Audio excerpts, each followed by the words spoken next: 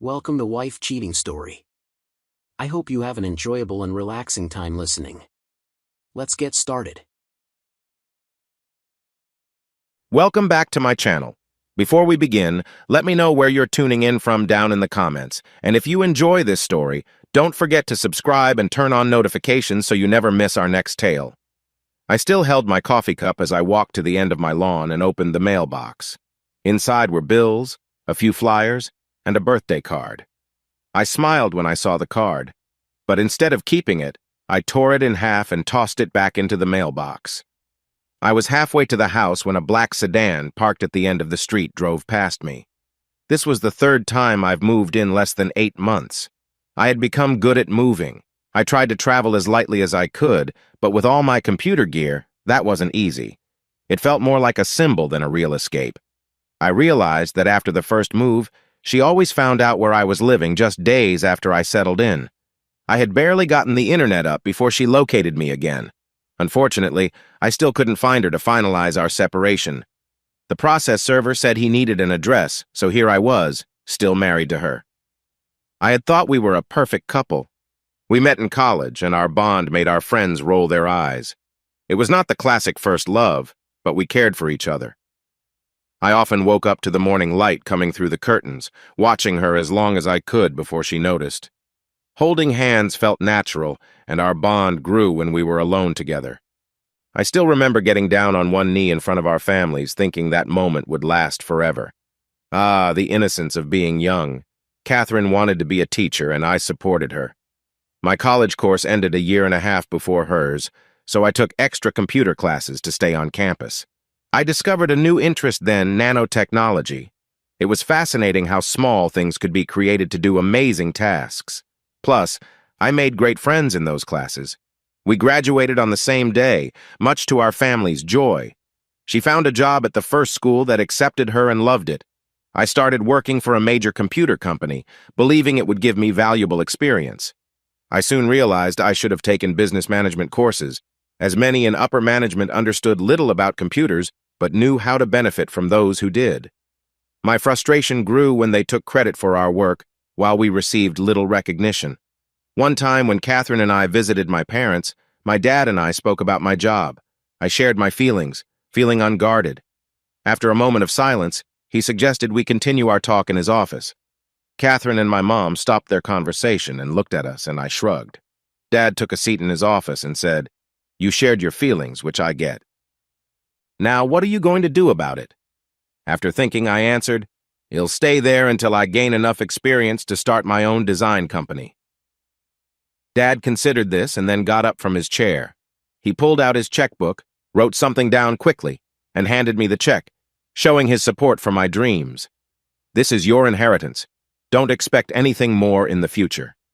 I hugged my dad that afternoon, and then I finally shared something I had needed to say all along. A year after starting college, I began working for Alexander Phillips. My dad's face turned serious, and I understood why. Alexander Phillips was actually Uncle Alex, Mom's brother, and the one person my dad couldn't stand since he married Mom. Dad thought I worked for Alex because of my college education, but Alex gave me a job with special projects, and I kept that job while I finished school right up until I married Catherine. When my father asked if I still worked for him, I replied, "No, Dad. I wanted to begin fresh when I married Catherine. I know how you feel about him, so I kept it quiet and quit just before the wedding." I assured him that I no longer thought about Alexander Phillips. My life now revolved around Catherine. I enjoyed my time there, but it was just a step toward my future with her. My dad grumbled a bit, but then smiled and affectionately slapped my arm. Things were going well for us. We decided to wait a few years before having children to strengthen our marriage. Financially, we were in a good place. My wife loved her job, and after saving enough money, I left my job to work independently for the past 2 years. I had several companies that I collaborated with, and they valued our partnership. Then, an unexpected new friend entered our lives. She was a school teacher, too, and she and Catherine began to spend time together. They chatted during the day and even went out in the evenings sometimes. The change was so gradual that I only noticed it when I looked back over the past months. They both started going to the gym, and Catherine lost a few pounds that I admired. Her body became more toned, and she changed her hairstyle, which looked great on her. In my eyes, she became even more attractive, going from a perfect 10 to an impressive 12. I loved being married to her and enjoyed our time together.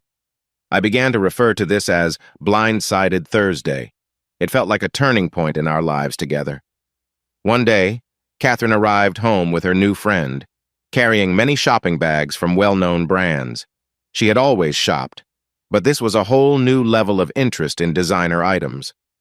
Her friend quickly dropped off the bags and left, and I didn't see what she bought until a couple of weeks later when everything was neatly arranged. One day, Catherine had a serious look on her face and asked me to come out of my office for a chat. She sat on the couch and patted the space next to her, asking me to join her. I noted that serious look from her. It reminded me of when my parents passed away in a car accident a year and a half ago. I was devastated, but Catherine was there for me during that hard time. As we faced that loss together, she helped me stay strong. She reminded me that I was still alive and had a life and marriage to enjoy. She hugged me and welcomed me back to reality. I had been feeling lost ever since I lost my parents.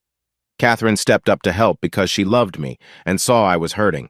She made all the hard choices for both of us until I could stand on my own feet again. She patted the couch, inviting me to sit beside her, but I chose to sit across from her instead. This frustrated her, and I could sense that something was off in our marriage. It felt like things were not going to get better. "You know I love you, right?" I asked, hoping to make her think twice about her feelings. To be honest, until about a week ago I would have said yes too. But now, when you say that, I wonder if you really feel that way, and if I did something to change it, she replied, and I thought I saw a hint of the woman I loved come back to me. Her eyes closed and opened again, but the light in them seemed to be fading. "I should have been more honest with you," she continued, taking a deep breath. "Please let me share my thoughts before you react." It was clear this conversation was going to be important. "When I met you, it felt like love at first sight. I cherish everything we've done together. But meeting you when I was young means I never explored life or found my own happiness." Her words were hard to hear. It felt like I had held her back from discovering new things. She didn't mention all the wonderful adventures we had shared since college, the travels, the sunsets, the beautiful moments together. Instead, she reached out her hand, wanting me to take it as she finished her thoughts. When I just stared at her hand rather than taking it, she looked a bit frustrated. "I want you to give me a year," she said. The specific time frame made me uneasy. "To do what?" I asked, bracing for what I feared was coming. "I want to explore and see the world," she said. I couldn't deny that her excitement worried me. Catherine explained more about an opportunity she had learned about. I would be a part of something big, and I would get to travel with others who are also seeking experiences. She described how 12 wealthy people were planning an event to gather together, and it all seemed grand and enticing to her. "I'll earn a percentage from what someone bids for my time. It's only for a year, and it could set us up for a good future," she continued with excitement. I listened, feeling overwhelmed but wanting to understand her feelings. As she paused, waiting for my reaction, I knew now was the right moment to share my own feelings. "I'm asking you not to do this as your husband. I hope as your best friend, you'll reconsider and come back to our marriage so we can figure things out together. The stress between us is really being tested right now. I don't like how you talk about Charlotte." "Catherine, I wouldn't be surprised if her real name is Charlotte. Can we just stick with Viper?" Our conversation went in circles for another hour. Neither of us changed our minds because we both thought we were right and the other person needed to change. Finally, I thought of a different way to talk about it, since I felt there was nothing left to lose. Clearly, this conversation had been planned between my wife and Viper. I had to admit I was surprised by how much Catherine knew about the auction, and she still saw it as an adventure. Trying to change her mind, I said, "I'm upset about this. I've spent the last hour sharing how I feel and we're not getting anywhere. So I'll ask you one last time. Please step away from this and come back to me. Let's move forward together without this hanging over us. No matter how you look at it, this won't end well for us, Catherine." My wife seemed to think she was winning and got up from her chair to sit on my lap. She wrapped her arm around my neck, holding on tight. The kiss on my temple felt warm and caring. It's just a year of our lives, Martin. We'll have so many stories for our future children when I come back. I know you'll be excited to see me. That statement hit me hard, making me feel like our marriage was slipping away. In her mind, I was meant to wait for her while she was involved in something risky. I stood up, feeling that this conversation had been pointless, and I had other things to do. Catherine watched me stop halfway to the door before I turned back. To finish this conversation, I'll ask you one more time. Catherine, there's still time to stop this. Please walk away from her and this auction. She bit her lip and my heart felt heavy. I can't. I signed everything earlier today and took my medical checkup this afternoon. The auction house will have the results in 3 weeks, and I know I'll be up there on that stage that evening. It felt like a blow to my gut. I had to say something, so I replied, "Remember, you signed a contract at our wedding in front of our family and friends." Her face showed a brief reaction when I mentioned it. I left the house and drove to the local bar. I didn't plan to drink. I hadn't since our wedding, and even then it was just a few sips. Thoughts of that day filled my mind for the next hour. I still cared for her deeply, but her plan for quick money just didn't sit right with me. It felt like the burden was thrust upon me without any say. I wondered why she was doing all this, feeling puzzled without any answers. Just then, she appeared and sat across from me, her face as calm as I had ever seen.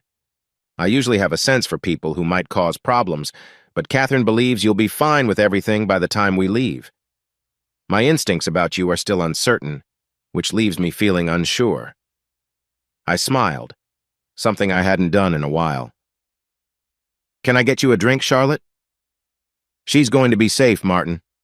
Everyone at that auction is checked before they can bid. These are very wealthy people, and what she makes from the 20% will secure both your futures. I took a sip from my glass, set it back on the table, and leaned back in my chair. I'm not part of the auction, Charlotte. I don't need your sales pitch. My wife told me your pitch almost word for word. Taking advantage of the pause, I asked Viper about her role in all of this. She seemed hesitant, and I understood why. All she would say was that this was her main job, and she had been quite successful for a couple of years. Once she found a woman who might be interested, she spent up to a year building trust and helping the women accept the idea. Once they were ready, their partners usually agreed quickly, thinking it was just a year out of their lives. I have to say, Martin, your wife was the toughest challenge I've had. I considered walking away, but I had invested 9 months of work in your wife. Once she agreed, everything else fell into place, except for you. Looking into the deepest eyes I'd ever seen in a woman, I took one last sip of my soda and set it on the table. I promise you this, Charlotte. I will support her until the auction. After that, my marriage will end. She knows it in her heart, but it seems like your influence has made her believe otherwise. I also promise I won't cause any problems. You'll be too busy dealing with losing the one I thought loved me. Viper stared at me for a moment, then nodded her head and stood up. While she's away, be patient, Martin. Remember that. She walked to the door, and a big figure got up from a chair by the bar and followed her. I smiled trust, but stay alert. Viper was definitely an interesting woman in her own way. I tried calling the one person who could help me make sense of all this. Alexander Phillips is still my uncle. We never discussed our relationship when I worked for him and kept it private except with my father. Alex enjoys the money he makes, and I can't blame him since he is one of the richest men in America. But I'm like my father. I value friendships more than wealth. As I sat sipping another soda, I thought about how I ended up in this situation and why I couldn't escape it without revealing to the one woman in my life why I had spent so much time and money hiding my past. Alex was either on his boat or away on business. His secretary took my messages, but I didn't hear from him that evening or for a while afterward. For the next few weeks, I focused only on what was happening right in front of me. During the first week, she tried hard to get me to share more of my life, but after that, she stopped asking. On the second week, I suggested we go to bed early and have a shower afterward. Her smile was bright, but it faded slowly as her cheeks turned pink. I'm sorry, but I can't be close to you like that for 2 weeks before the auction, she said, looking down a bit. I heard her whisper, "It's in the contract." I should have been surprised, but I wasn't. For the next 10 days, my wife held me, hugged me, and tried to show affection, but I always turned my head so her lips met my cheek instead. At first, she looked at me with curiosity, but I explained that showing too much affection could lead to problems. Since she had signed the agreement, it was better to keep things simple. I tried to call my uncle many times, but he was on his boat and would not be back until it was too late to do anything. The morning before we were set to leave, she went with Viper to get her nails done and enjoy some pampering. By then, I was sleeping on the pull-out bed in my office. I often heard her cry herself to sleep, but I knew nothing would change. Catherine was set on this path, and I believed she was making her own decision. It was her body and her mind, and as her husband, I would share that part of her life only while we were married. In the end, it was her choice. She understood the consequences. She was not naive. In college, we had talked for hours about what marriage meant, especially given the secrets my family kept. But she seemed to think that after a year we could be a happy family again, only with more money. It was so accepted that she would be in a new relationship that we hardly discussed it, even as our talks grew more intense as time went on. I loved her deeply, even though I feared this would change things between us. I had made my feelings clear and stood by them. Once her decision was final, it would also impact our marriage. During the year apart, I prepared myself emotionally for the divorce. I didn't keep my feelings to myself. I expressed them often. A large man knocked on my door and handed me our flight details.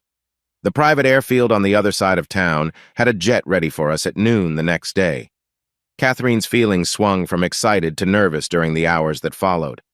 I wanted to tell her she looked lovely, but the words stuck in my throat when I realized she was dressed for someone else. When we landed at a private airstrip, the jet rolled to a hangar where a limousine was waiting. An attendant checked us and took our luggage, assuring me he'd get everything back when we returned. The windows were very tinted, and as we sat in the limo, we lost track of where we were going for the entire hour. The place seemed large and quite private. Catherine was guided through one door while I was led through another. The large man spoke to me, instructing me to stay quiet and seated. He told me I could enjoy what was on the table, but should take it easy. He cracked his knuckles, and I winced at the sound. He reminded me of the rules. The glass and room were soundproof, and touching the glass would get me removed. If I caused any trouble, I would be sent home early. Catherine was the 6th woman on stage. She performed a beautiful dance before the bidding began. The first 5 women sold for between 10 to 12 million each. As the bidding progressed, it seemed that only 2 buyers were interested in her, and the price climbed to 15 million and beyond. The auction group had a set maximum they could bid to avoid reckless spending. The last thing the gentlemen at the auction wanted was to bid wildly against each other. They could afford it, being some of the richest people in America. But acting impulsively to show off their wealth would not make for a pleasant evening. It could create unnecessary tension. So they all decided on a budget for the night and shared that with the banker, who remained unchallenged. Catherine stopped dancing when the bidding hit 17.5 million. She looked stunned when it crossed 18 million. At that point, the word sold appeared above her. 2 people came on stage, guided her to kneel, and fitted a collar around her neck. At that moment, I stood up and asked to leave. I felt that being out of their sight would be easier for everyone. A limousine came to take me back to the airstrip. They returned my belongings and Catherine's before the engine started. I wasn't in a hurry. I knew I had a year to collect my things, but this place was filled with memories. I couldn't sleep in what felt like our room anymore, so I needed to get away. A week later, I took one last look around the house, echoing with my past, and headed for the door. I knew what was likely to happen next. I adjusted the dust cover on the couch, where we had often sat together watching movies. I shook my head to push those memories away. Closing the door behind me, I walked to my car, determined not to look back. I moved into my new apartment, and within 6 weeks, I received a card congratulating me. It was a reminder that they were still watching me, which was why I chose not to seek revenge. Catherine had often shared her thoughts, and I respected her feelings. However, she understood that choices come with consequences, and my decision to leave the marriage was final. As I thought back to my past working for my uncle, I realized pushing those I still knew into a corner wasn't wise, especially since they had Catherine for at least the next year.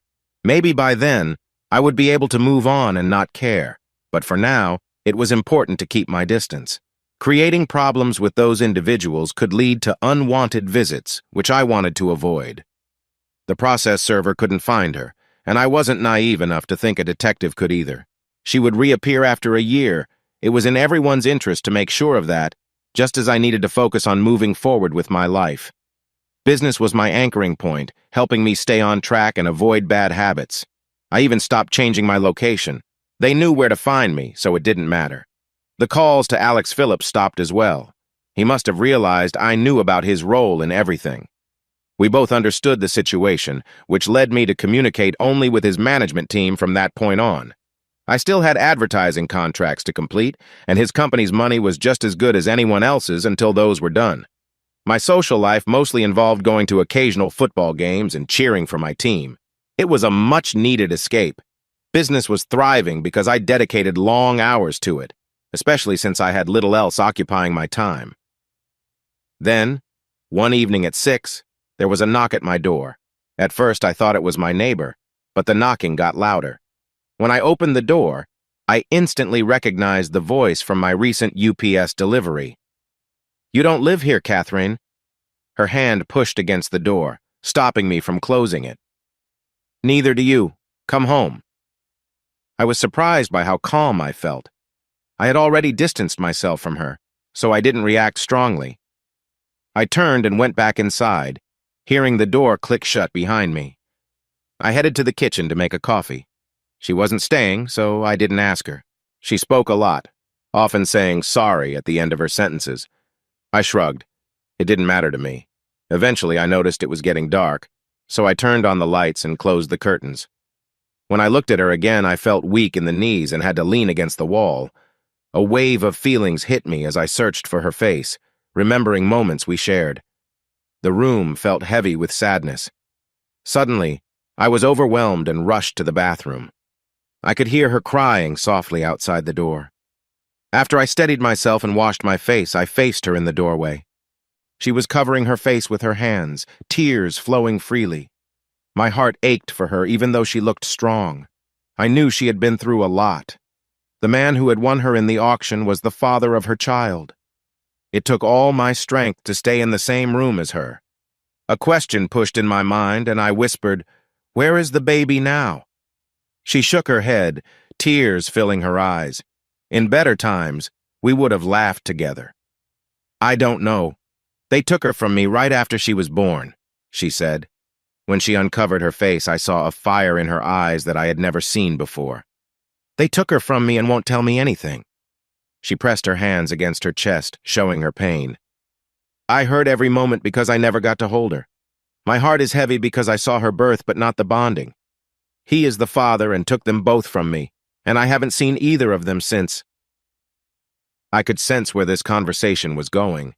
After all our talks over the years, I understood her well. "What do you want from me?" I asked as her frustration spilled out.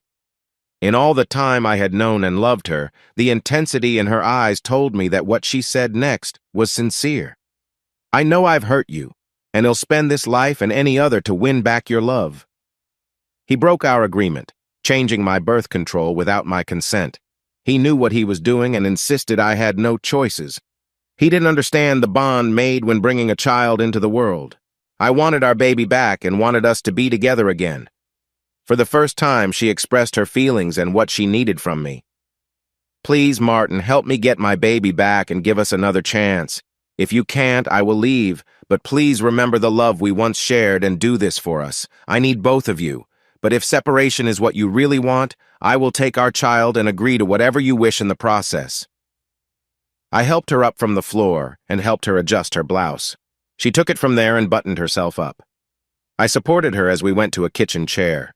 She stayed quiet, nodding when I handed her a cup of coffee. She knew me well. My mind was full of mixed feelings.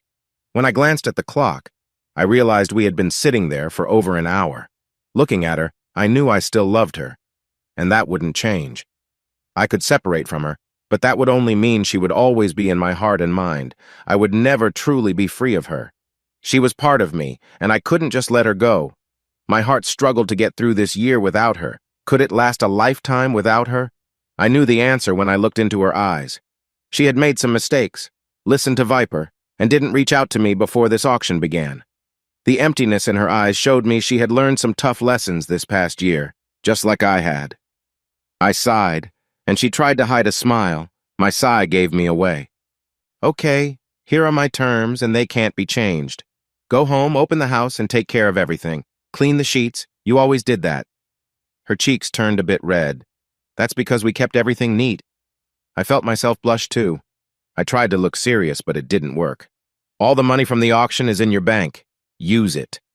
I softened my tone. You earned it, so it's yours. She nodded, thankful that I wasn't criticizing her. Make lists and get the builders if you need to. I leaned on the table to look straight at her. I will get your baby back, but I'm not going after the others. They can handle themselves, and until you got involved, it was none of my business. But this one is, and I will deal with him my way. When I return, we won't discuss him anymore. Catherine nodded quickly. She would need help, so I suggested finding someone to talk to about her feelings. When I said she should paint the small bedroom pink, she almost lost her balance in surprise. Make the house safe. I don't want any accidents. For the first time since she'd been here, she laughed. Catherine had always had brown hair and never thought about changing it because I loved how it looked. She might style it differently sometimes, but never change the color. Now came the hard part. I'm calling a cab and you'll leave as soon as it comes. Go home and make the house nice, but don't come back here. I will know where you are, and that's enough. In a few days, a cell phone will be delivered to you. Only text me if something important happens. Reconnect the house phone for daily calls. If anyone other than me calls on that cell phone, get rid of it safely. She frowned, worry clear on her face. Are you expecting trouble? Shrugging didn't satisfy her, so I added, I'm dealing with a group of wealthy people. I think they will back off when they see him after just one of them. They should know you're safe, but that doesn't mean someone won't cause some issues. I wasn't really asking her, just making a point, but she thought about it before nodding. When I checked my watch, Catherine knew it was time to leave. Her cab arrived 15 minutes later. I gave her a hug, and she held on for a moment longer than I did. It was time for me to make a few calls from a payphone since my own cell was back at the apartment. I felt proud of myself. I only glanced at my watch every 15 minutes. When the time came, I went to the bar I was told about and sat in one of the cozy little booths. The voice from the booth behind me spoke first. What's going on? It's been a while, Martin. Just hearing that voice brought back memories. I spent 18 months with 3 amazing people while I waited for Catherine to finish her teaching course. They all knew what they wanted for their future, just like I did. I have questions that need answers, and I can't get them from her. The picture stuck under the table is of the woman who is responsible. I wrote her name and the school she was linked to on the back, but that information is now a year out of date. Can you help me find out who she really is? There was a brief pause as the voice took in what I said. I can arrange a meeting with all 3 of you if that works. I'm sorry for putting this burden on you. I've used up valuable time and it's getting urgent. There is a child involved, an innocent, and she is the key to what we are talking about. The voice behind me took a moment to respond. He understood I was serious. That was Petra's role. People often said I took life too seriously. Consider the first task done. Come back in 2 days. Time is important based on your urgency. I will let the others know. By the way, who does the child belong to? I stood and think he heard me say, Catherine, as I left the small room in the bar. I got a text with the details of where to meet and when. Within an hour, I was back with the 3 people I would gladly share anything with. We sat in a loose circle, and I shared everything I thought would help them. Martin, I know you're not going to be comfortable with what I'm about to say, but please let me explain everything before you decide. Petra sat quietly, watching me. She was very striking, someone who used to lead a cheer team in high school, but after starting college, she found herself with a different group, 2 quieter students, Marvin and Jake. When Petra realized these boys appreciated her for her smarts rather than her looks, She saw she could be more than just a pretty face. Marvin introduced her to the goth community, and she embraced it fully. When she came home for Christmas, her mother was shocked by her new look and reacted harshly, which made Petra feel unwanted. Marvin came to support her, offering comfort when she needed it the most. Since then, he has always been there for her, even sending her mother a thank you card to keep some tension. I could see sadness grow in her eyes as she saw me nodding and understanding. I've found Charlotte, also known as Donna Young. She owns a modeling agency in Boston. This is where I noticed Petra's worried expression, and I mentally prepared for some bad news. I looked closely at her finances. Donna only owns half of the agency. The other half belongs to Alexander Phillips. A company called Sheer Rock Limited holds it too, but since Sheer Rock only has one board member, it seems clear Alexander Phillips is in charge. Petra got up from her chair and sat next to me, which made me feel better. I was dealing with a rush of emotions, and her presence helped me gather myself. I was taken aback by Alexander Phillips's unexpected actions. Marvin and Jake quietly observed from their computers, waiting for me to return my focus to them. After a few minutes, I managed to settle my thoughts enough for Petra to feel more at ease. I decided to wait until 9 the following morning to contact his company and ask to speak to Tessa. Tessa was his assistant and kept things running while Alex was away or busy. Some of us thought she ran it even when he was there. Tessa, I am ending our agreement and I no longer wish to have any connection with your company or anyone connected to it. I heard a surprised gasp echo through the phone. I kept going. If you'd like, I can give you a list of other companies that would be glad to work with you. But not you? I was surprised at how firm my voice was when I answered, not anymore, no. You know we could take legal steps? Since you haven't sent what you have or finished your contract, you're not following through. The business side of her was showing now. Tessa, your company isn't sticking to its own values. Because of that, I can't be connected with you anymore. I had never seen Tessa angry, but I could hear it in her voice. She raised her voice a lot, but didn't use any harsh words. When she calmed down, she turned back into the Tessa I knew, the one I had hugged on my visits to her office while heading to see Alex. Please tell me what's happening. The hurt in her voice didn't match the cheerful face I remembered. If it had been anyone else, I might have hung up. I'm sorry, Tessa, but according to your values contract, I can only discuss this with Alex. I truly felt like I was losing a close friend. Maybe she would be the first of many as this situation unfolded. I thought I heard her cry just before she ended the call. It took Alex an hour to call me back. He didn't even come to see me in person, but he knew very well why I was doing what I had to do. I was curious about how all this would play out. He was all businesslike, and I tried to keep up with that. But things changed when he offered to raise the payment for the work still needed. We talked for another 10 minutes or so, and I noticed he didn't mention Catherine at all. Eventually, I couldn't pretend anymore and reminded him that his own set of values still applied since we both signed it. I started to walk away, wanting less to do with his company. Alex became professional again when he said, according to our records, we still owe you $20,000 for the work you've already done. I replied plainly, why not give it to her? I'm sure you'll see her before I do. I knew he was silent. He didn't answer. To be honest, I would have been more surprised if he had. I wanted to hang up the phone, but sadly cell phones don't have that feature. The $20,000 was put into my business account the next day. Maybe she didn't want it either. I wrote a check for that amount that same day and mailed it to the women's shelter in our city. If either Tessa or Alex came to my apartment to discuss this further, I had no idea. A text from the delivery service let me know that her phone was delivered, so I put my cell down and returned to work. For 2 full days, I sat with my friends as we learned about the lives of Viper and Donna Young and Rich Boy.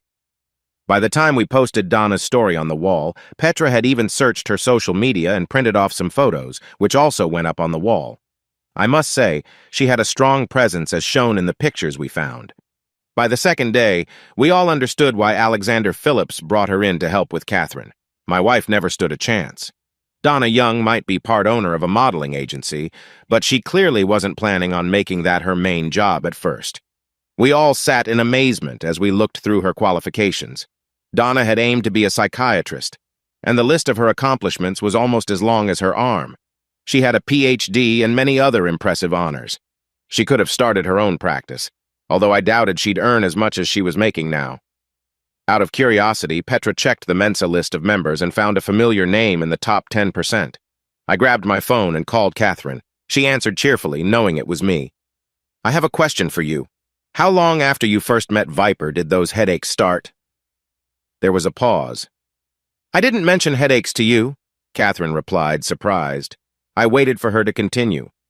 "Maybe a month or 6 weeks. Charlotte, or Viper as you call her, brought me herbal tea, and that helped, along with some relaxation sessions." My interest grew. What did those relaxation sessions involve? Not much. During lunch, Charlotte would have me lie down and listen to soft music like panpipes. "Do you remember much while your eyes were closed?" Not really. Most of the time I fell asleep, and Viper would wake me up just before lunch was over. I thanked her and said I would keep in touch. The four of us looked at each other. All this had been happening right under my nose, and I knew nothing about it. What kind of husband was I? The next morning I went to see Alexander Phillips. His secretary told me he was waiting for me, so I went in and closed the door. Alex was seated and gestured for me to take the chair across from him. He picked up the phone and told his secretary to hold his calls. We exchanged glances, both unsure about what to say.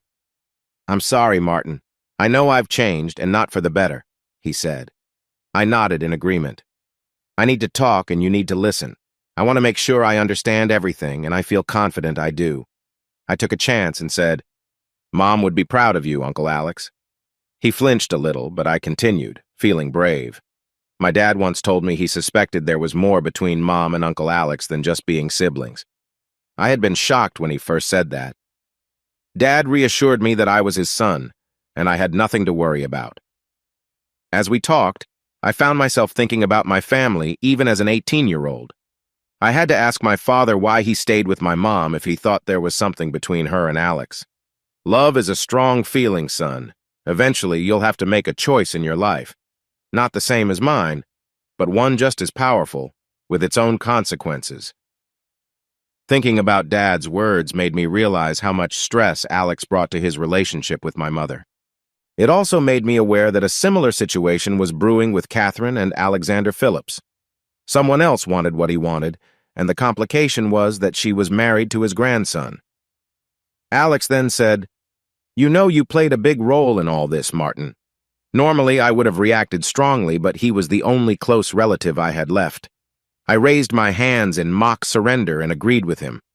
"I still regret the day I sat with you and your friends and discussed what happened with one of the college fraternities. I still remember the looks you all exchanged, and I regret saying yes when you asked if I would agree to apply that same approach. The auction began 10 years ago with strict, non-negotiable rules. Everyone involved was checked for health, from the bidders to the women taking part. Each woman underwent a review by a private company. Free choice was important for every woman entering the auction, and there would be serious actions taken against any bidder who harmed them. The plan was for the time at the frat house to be a week, but Uncle Alex's friends wanted to extend it to a year. The percentage of earnings for the women would go up, and since these men were among the richest in the country, they agreed quickly. I wondered if they thought of it as a way to reduce their taxes. The wealthy men in Uncle Alex's circle needed to remember that respecting the women involved was key for the auction to continue. Michelle Brody attended the auction for a different reason. She wanted to save money for her IVF treatment after her year. Marsha Armstrong learned about the auction, applied, and left a tough home to join. She hoped to save money for a better future and gain independence by the end of her year. Carol Ann Western realized her family couldn't pay for her college. When a friend told her about the auction, she left a note saying she would take a year as a nanny. After returning, she not only went to college but also helped pay for her brother's studies 2 years later. I interviewed each of these women while I managed the auction. My goal was to ensure free choice. I needed to make sure each woman understood what she was committing to. While still in college and building my relationship with Catherine, I was writing the rules each participant had to follow. Conversations with these women showed that they saw the auction as a long-term investment, thinking in terms of 20 to 30 years. As I reflected on the history of the auction, Alex spoke up. From the moment I saw her, I felt a strong connection. He was honest. My father and I had known for a long time that aside from my mother, his sister, he had trouble loving anyone. Viper or Donna was brought in for her skills. She needed time because understanding someone's mind takes effort. Catherine had her own unique values. Viper needed to be careful and introduce ideas that would take root and grow in my wife's thoughts. By the end of that year, it was Catherine who thought about joining the auction, not anyone else. I was also caught in my own responsibilities. In my view, Catherine had shown free choice when she decided to join. I was so distracted that I could barely think. If only I had checked on Viper earlier, things might have turned out differently. It's easy to see things clearly after the fact. Your plan went off course because you mentioned it to the rich boy, didn't you? Even now, I struggle to say his name. Alex nodded. He reminds me of how I was at his age. Until then, I thought we got along well. But he had his own plans. He had people look into Catherine, and he made sure to outbid me. Alex sighed, showing that this conversation was nearing its end. He shifted to be more comfortable at his desk. When the others found out what we had done, they held an emergency meeting with almost everyone, of course. I quickly understood why these men were rich and stayed that way. None of them wanted the auction to end, but what the rich boy and my uncle had done broke their agreement. Alex slid today's newspaper across his desk and leaned back in his chair. The headline said it all. Rich boy's plane crashed in the Indian Ocean. Despite the extensive search, there were no survivors. I looked at Alex and he was waiting for me to respond. There was no collateral damage. The people they hired to fly the plane didn't tell his usual crew they were flying him that day. I pushed the newspaper back to him, worried about the last loose end. Where is the baby, Alex? He saw my concern and raised his hand to stop my thoughts from wandering. When you cut ties with me in this company, Tessa wanted to know why. When I told her, she insisted I fix this and get the child back. So she was innocent in all this. I knocked on her apartment door. She buzzed me in. Tessa took a step back as I walked in. She pointed down the corridor to an open door where the child was asleep on the floor, surrounded by cushions. We need to hurry. Those people have messed with this child enough. I hope your car is warm since you are driving. Where are we going? Tessa looked at me, surprised, let out a frustrated groan, and picked up the child, wrapping her in a blanket. To give her back to her mother, of course. I wish you had told me this when I asked you on the phone, but you just had to play the hero. Tessa sat in the back, holding the sleeping baby while I drove us back to the house. I opened the door for Tessa and closed it behind her. She paused as I went in front and led the way to the day room. Catherine was sitting on the couch, holding a cup with a distant look on her face. When she noticed us, it took her a moment to understand what was happening. Tessa came from behind me, still holding the baby. Looking directly at Catherine, she stepped forward. When Catherine didn't move, Tessa said, "Quickly." Without hesitation, Catherine reached out for the child. Tessa seemed to tense, and the baby began to stir. All of it. Move quickly. As Catherine adjusted her clothing, she leaned down to change discreetly. Tessa turned to me and said, "We're going to need towels." I headed for the bathroom and asked if I needed to boil water. Sarcasm isn't helping, Martin. Just hurry. I grabbed the towels and returned to where Tessa was guiding Catherine back to the couch. I placed the towels down and she sat on them comfortably. Only then did Tessa lean down and place the now-awake baby in her mother's arms. The baby made soft sounds, and so did Catherine. She looked up at us, tears in her eyes, and mouthed the words, "Thank you," before focusing back on her little girl. The baby opened her eyes, and both mother and child finally got a good look at one another. Tessa and I watched as understanding washed over them. The baby began to whimper, and Catherine gently brushed her daughter's forehead, calming her. When she withdrew her hand, she offered it to comfort her little girl. Catherine's eyes gently closed, and a warm smile lit up her face, brightening the room. I turned to Tessa and knew it was time to get some towels. Tessa had a knowing look and said, "The changes women go through can be quite remarkable." She also reminded me to turn up the heat in the house. We decided to leave mother and daughter to enjoy this special moment together, strengthening their bond that would last a lifetime. So I took Tessa to the country club for lunch.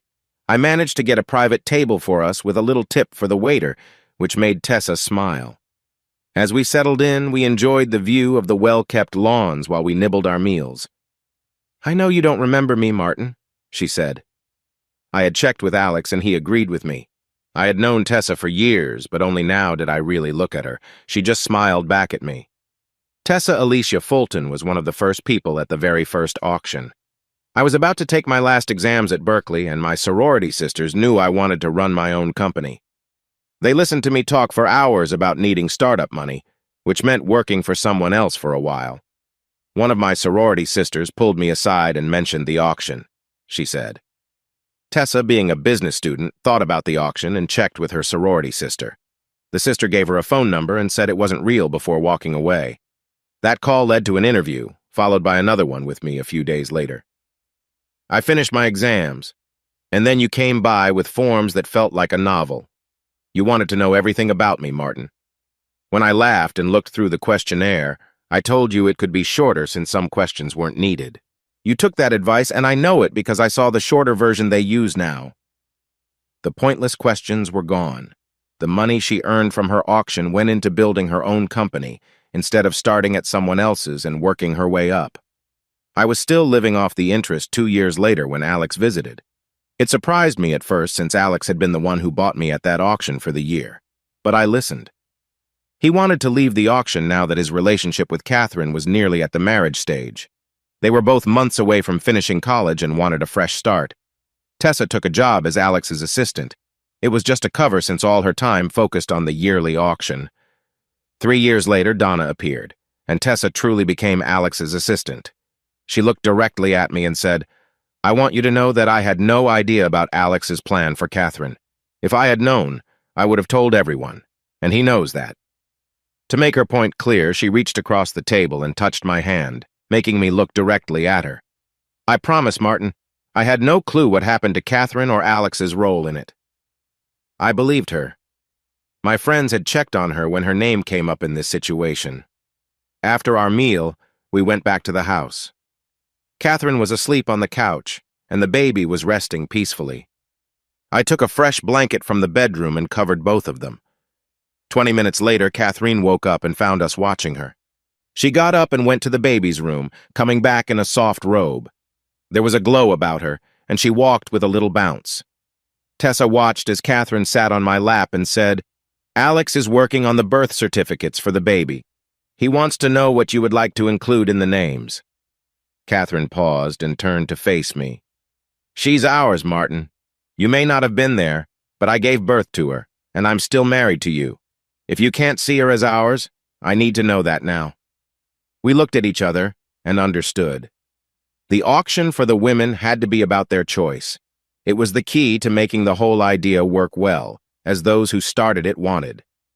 My uncle's influence clouded that idea when he brought in Viper to confuse Catherine. Alex knew I would step back if Catherine showed her own choice here. Even though she would still be divorced, her unfaithfulness had to have outcomes. But Alex used Viper to twist that choice. Catherine wouldn't have even heard about the auction if she had truly been free to choose. I was sure my uncle had been warned about his actions, and I did not plan to fly anywhere he was for a long time. She's our baby, just like the next two will be before one of us has to make a promise. Catherine wrapped her arms around my neck, resting her head on my shoulder as many months of feelings flowed from her. I knew we were still in a tough spot, especially when I asked her to sit next to me. She sensed something, but still sat there. It was a risk, but honestly, I should have done this long before we married. I was thankful that Tessa knew my plan and agreed to help. For the next hour, I told my wife about my role in the auction. I shared how it began with a talk I had with Alexander Phillips and his friends about the frat house auction, which I thought was just a funny story. They later asked me to create a working version of it, and I got involved with the auction while we were still in college. My conversation started as a fun look at college life, but as time passed, Alex's friends kept asking questions. They were clearly interested. His married friends shared the discussion, but 12 of them stayed to listen. We even moved to another room where notes were taken on sheets of paper. Gradually, that evening, the auction was formed. Alex stepped back, saying it was better for someone else to lead since we were related. That man stood up and extended his hand. Everyone agreed, and I shook the hand of the man who has been in charge since then. 2 rules were set and agreed upon. Never mistreat the women, and none of the 12 names would appear on any records. A 3rd rule about choice was added later. They all knew that if we followed these rules, what started on paper that night could become real. Catherine pulled her hands back after a few minutes. Tessa saw it but signaled me to continue. With my uncle's support, I received a good title at his offices and even had my own office. The building for the auction was bought, and the ownership was held by a company in the Cayman Islands, which was managed by a group of 12 people. They took care of the taxes, insurance, and other payments through this company. Keeping everything secure was very important. If the media found out, these 12 wealthy individuals would be in big trouble. Still, all of them wanted to move forward, and I had a good salary along with an impressive expense account. I also met a man who made a strong impression on me. He was in charge of security for the auction and played a crucial role. Together, we had the auction up and running within 18 months. Catherine stared at me for 5 minutes after I finished speaking. Then she stood up and asked me to get up.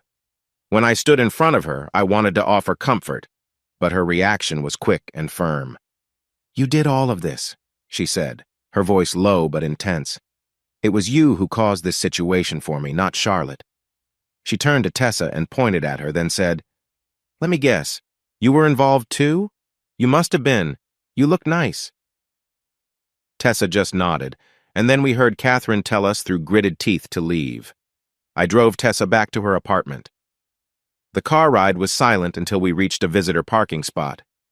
As she reached for the door, she asked, "What will you do now?" We both knew the answer. It was strange that she asked. Maybe she wanted to hear me say it. "I'll give her some space, wait a day or so, and then tell my lawyer to contact her about what she wants for a quick divorce." Tessa held my arm and said, "I'm sorry, Martin." I looked at her. Her sadness was clear. "Don't be. You went into this with your eyes wide open and knew how you wanted to use your money. Things may have changed slightly, but you have a good life. The people I checked on at the auction seem to be doing well, too." "That's not what I meant." I smiled. "I know." Tessa then leaned over and softly touched my cheek. She was saying goodbye. 2 years later. The knock on the door surprised me. This was my office and home, and I never had visitors. When I opened the door, Tessa was there. Her smile seemed unsure, probably because she was wondering how I would feel about her knowing where I lived. I smiled and stepped aside to let her in. She looked the same as always. It must be in her genes. I offered her coffee or water, and she chose coffee. Tessa sat on a stool by the kitchen, and I placed her cup on the island before joining her. Tessa shifted on her seat and said she had a story to share and needed to be comfortable. We moved to the living room and both sat at opposite ends of the couch. With one leg tucked under her, she faced me directly. "Have you ever met Jeremy Smithers?" she asked. I nodded and set my coffee cup on the table. "Yes, he's Malcolm Browning's right-hand man. He looks like he weighs about 130 pounds even in a rainstorm. Yet when all the men from the auction are together, the bodyguards keep their distance from him." Jeremy Smithers had a unique presence. He commanded respect and made even the toughest men respect him. Also, he used to be in charge of security for the auction. It was his network that first spread the word about the auction, carefully checking those they planned to inform, using important people in the right spots to find new members for the auction. He showed up at my home without me knowing how he got in through the main door, and maybe I'm better off not knowing. He just knocked on my apartment door, introduced himself, and said his boss, Mr. Malcolm Browning, wanted to see me. That was typical of Jeremy Smithers. Tessa shrugged and said she had nothing else on her schedule. I smiled, but from my past experiences with him, I doubted Mr. Smithers had any special meaning behind it. The talk became really interesting after that. Malcolm Browning seated Tessa and explained the group's plans for Alexander Phillips after his involvement with Catherine and a former member's situation. Inside, I smiled. Rich Boy was just a footnote in this talk. His downfall was a warning sign. Now it was Alex's turn. Nice to see them make him wait a bit. Malcolm cut straight to the point when he said, "In 3 days, the company's lawyer will contact you. They have orders from Alexander Phillips to put you in his place as CEO for the next 3 years. I recommend you take the job, as Alexander Phillips will need to take some time to rethink his past choices." I burst out laughing and eventually asked her if she accepted. Absolutely. It was so strange. We all sat in his office, and for an hour we signed the papers next to the yellow tabs. Occasionally he'd glance at Jeremy Smithers, who stood in the corner looking very professional in a fancy suit, before quickly returning to the paperwork. But there was one thing about being in charge of the company that she hadn't expected. She was now part of the group and had a seat at the auction. I doubled over in laughter, and even though Tessa playfully hit me, I couldn't stop. I was reminded that if I didn't bid, using Alex's funds, one person wouldn't be up for bidding that day. She looked thoughtful as she chose her next words. She seemed a bit anxious. She was the last one to be auctioned that night. When she stood on that stage, I felt this strong urge to bid for her. The others raised the price since I was using Alex's money, but I managed to win her. This was getting more interesting, and I was still trying to figure out my part in this. Tessa's hand moved from her thigh to mine. She was my friend, and I could see she felt troubled about something. I admit I've had moments with women in college. I guess the freedom to explore led me there. Tessa's eyes glistened with unshed tears, and I was trying to understand why. I wasn't sure she realized how tightly she was holding my arm. "Martin, I'm in a tough spot." Now I was fully listening. She said her name was Candy. The light in her eyes had dimmed, but the frustration in her voice was clear. What kind of mother would treat her child that way? She seemed to wait for a response, but I couldn't find the words. "Anyway, I took her home with me. I thought she'd just keep me company. I was struggling to manage things while Alex was gone." Her embarrassment was clear, with color rising in her cheeks. "The first time I connected with her, I just knew. I tried to keep it professional, just like when I supported Alex, but it was hard to resist the sweetness of the moment. Every moment spent with her didn't tire her out. It seemed to fill her with energy. At the end of a long evening, I often found myself lying in bed, feeling very tired. In a strange way, I was enjoying this new feeling. It was different from the Tessa I had known for years. I wanted to slow things down a bit, so I tried to set some boundaries. Tessa's distant look caught my eye, and her brief expression made me wonder if my efforts were working. Candy knelt down and spoke to me in a formal way. I felt my cheeks get warm when Tessa reminded me of the rules about our situation, especially since she was in a similar role. Still, Tessa kept encouraging Candy, pushing her to go further, which created excitement and sounds that filled the room. Candy often showed her gratitude, even as they shared sweet moments before falling asleep. My conversation with Tessa continued for about an hour. I learned about her unusual life, while also grappling with my own unexpected feelings. I was unsure of her reasons for wanting to talk to me. Then she looked straight at me, stressing why she had come. "Since it's my second year, I'm on my second arrangement. Brenda is so kind, and I enjoy spending time with her. We bond over shopping. But 2 days ago, I got a letter from Candy, and suddenly my life felt complicated again. Martin, I want her in my life for good, and she feels the same way.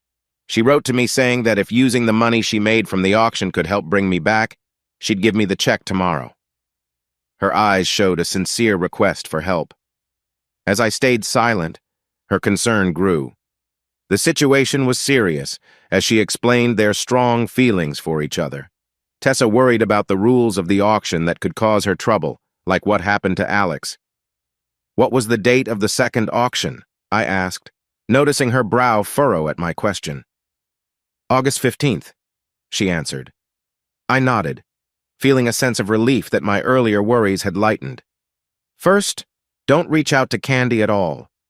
Do you really want her back for good?" Tessa quickly nodded. I reminded her that there is always a month between auctions. The day after August 15th, she needed to see Malcolm Browning. "Tell him you're using Rule 25, Paragraph 7. I wrote that during a more romantic time. After a year and participating in the auction, a group member can return to a previous relationship, but the other person must confirm their choice to do so willingly in front of the group or its representatives." Tessa nearly jumped with joy. I caught her and made her sit down again. "Listen to me. As a group member, you can do this, and Malcolm has to listen. But I suspect he will check with Jeremy Smithers about Candy. Only with his approval can the rest agree that you two can be together. I reminded Tessa that she would still need to take part in the next auction. She turned pale, realizing that nothing in this world is easy. Soon after our talk, she left, looking just as anxious as when she came. A few days later, there was a knock on my door. Jeremy Smithers was small, but he had a strong presence that filled the doorway. For a moment, I wondered if anyone had ever closed a door on him, but quickly dismissed the thought. I stepped back to let him into my apartment. "Do you want something to drink, Jeremy?" His voice, as he stepped inside, sent a chill through the air. "No, thanks. It's been a while, Martin. Are you well?" I picked up my coffee from the kitchen island and sat in the day room while Jeremy Smithers leaned against the far wall, watching me. "I'm doing fine, thank you, Jeremy. What brings you here?" With someone like Jeremy, you can only look at his eyes, almost wishing to see any spark of life in them. I felt a tension rise when I looked at him that evening. "I know Tessa came to you for advice, and I know you gave her the information that surprised my boss." For a brief moment, he smiled. I was focused on his eyes and almost missed it. That warmth we all searched for in him appeared briefly, then faded away along with his smile. My boss was furious with Tessa, but they all agreed to the terms, so it binds them all. I feel like I owe you, Martin. I let my guard down regarding Rich Boy. I regret what he did. This was new for me. In just a few minutes, Jeremy had shared more with me than in all those years I spent working to get the auction started. He had even shown some regret. No one would believe this conversation, even if I could record it. "What do you want, Martin?"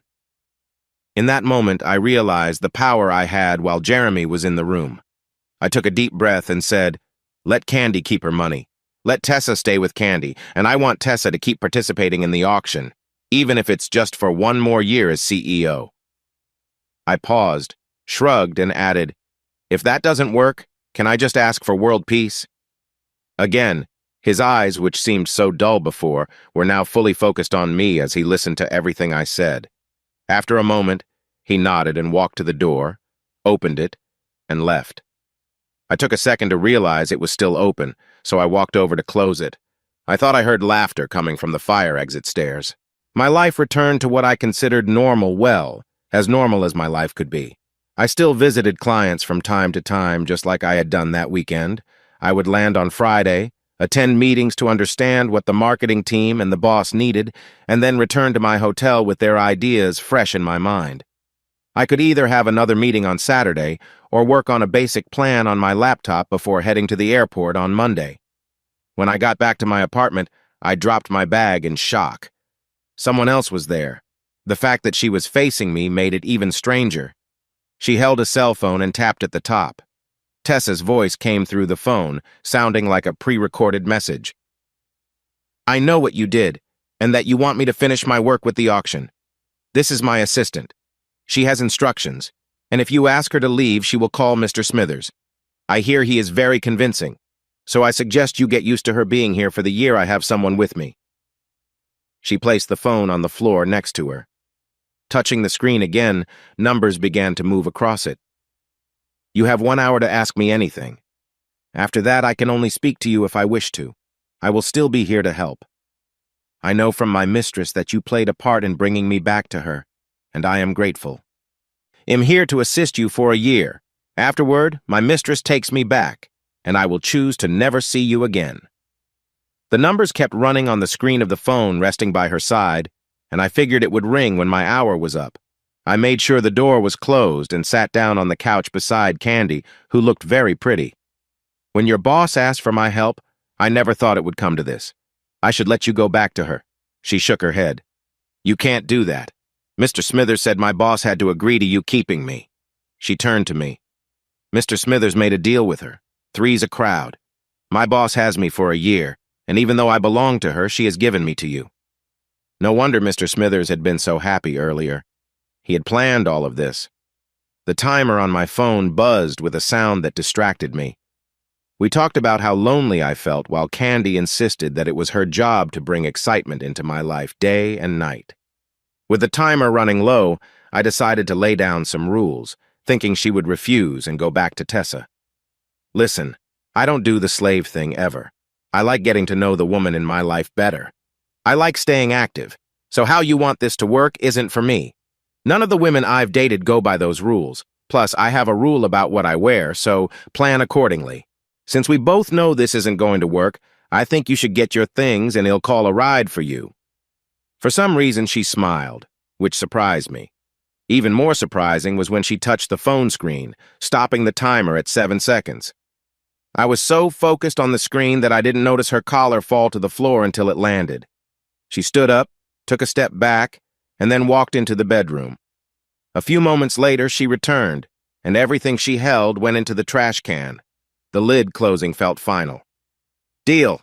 I've made some choices, but you get to be part of them. We also need to shop for clothes since you want me to wear something. No. She should be running away by now. She seemed to enjoy watching my surprise. I was sure my confused look added to her amusement. I couldn't figure it out either. Okay, I give up. What made you change your mind, and why am I stuck with you for a year? A woman stood in front of me and sat on my lap, facing me, wrapping her arms around my neck. When I found out where I would be for the next year, I worried I had made a mistake. I had fought hard to win her back, and now it felt like I was being given away. Her voice was calm, sweet, and had none of the sarcasm from before. I was told this year was already planned, so nothing could change. I was also told that being with you was the safest choice. Seeing my confusion, she spoke slowly. I belong to her. I know now you won't try to take me away. I have permission to be myself. That means we both have a year to enjoy ourselves, and I can leave after that time. I was curious, so I asked, and what if I don't want to accept this? Her smile brightened the room. I noticed that her eyes also smiled, which showed me this was the real Candy. Then I have to call my boss. She will then call Mr. Jeremy Smithers, who I heard is eager for that chat. I knew I still had some options: emigration, hiding out, or choosing a different route altogether. But none of those seemed appealing to me, and I wasn't expecting anything different anytime soon. She must have noticed my mood, even if just a little. I have a question. Since I need to travel for work, can I bring you along? Her smile was nice to see. As long as I come back within the year you own me, then yes. Can I call Tessa to thank her for her generous gift? This time her smile faded quickly. Her eyes showed a bit of sadness. No, this is a rule we can't change, as it would hurt many people. Once you accepted my mistress's gift, neither of us can talk to her for the entire year you own me. I understood she felt the same way I did. Tessa had become one of my good friends, and now she was stepping back for her own peace of mind. Bringing up Rule 25 put Malcolm Browning in a tough spot, and he needed to respond decisively. His choice was to keep these two girls apart for the year she held her last position. Tessa seemed to have made the best choice she could me. A year, 365 days, and I was sure both of them were counting down the time. According to Candy, Tessa had taken Candy out of her life and placed her with someone she could trust to bring her back at the end of the year. Many people were likely laughing at my situation. Maybe between Tessa, Candy, and me, we could eventually share a laugh. I gently touched Candy's forehead and asked, "Any chance you can lend me $10? Her smile appeared eventually, but only after she looked into my eyes. No way. I feel a bit out of place here. I would love to enjoy some freedom this year, but no. We have Mr. Straight Arrow wanting his women fully dressed. Honestly, you are so traditional it could drive me crazy." I felt we had found a good rhythm, and I began to look forward to the next year. "You're welcome to express yourself, but please choose the right moments for it, dear." Her laughter warmed my heart. I think we both realized that this unusual friends relationship might actually work. So began a year in my life that I would cherish. Candy would often move around the apartment in a relaxed way, and soon I found myself doing the same. When she sensed I was struggling with a project, she would sit close, lean over the table beside me, or find a way to connect with me. Her warm presence was comforting, and even my clients noticed the difference in the quality of work they received during the year. They preferred to continue working with me because their business had improved, and they didn't want to disrupt what was going well. This didn't mean I had less work, in fact. The opposite was true. Because of the increased profits these companies had, They began to think more seriously about their future. With this new stream of income, they could plan and make better decisions. We both knew that Candy was planning to return to Tessa at the end of the year. The look in her eyes whenever we talked about it told me that. It didn't stop us from becoming friends and wonderful companions.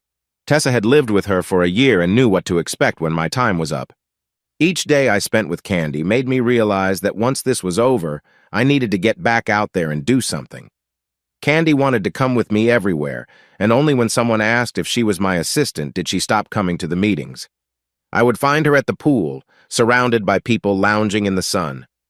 The first time this happened was in the elevator on the way to our room when she said, "Why haven't they figured out I'm not interested in men?" I smiled and laughed at her comment. She looked at me, trying to figure out why I found it funny. "Maybe you hide it too well," she suggested.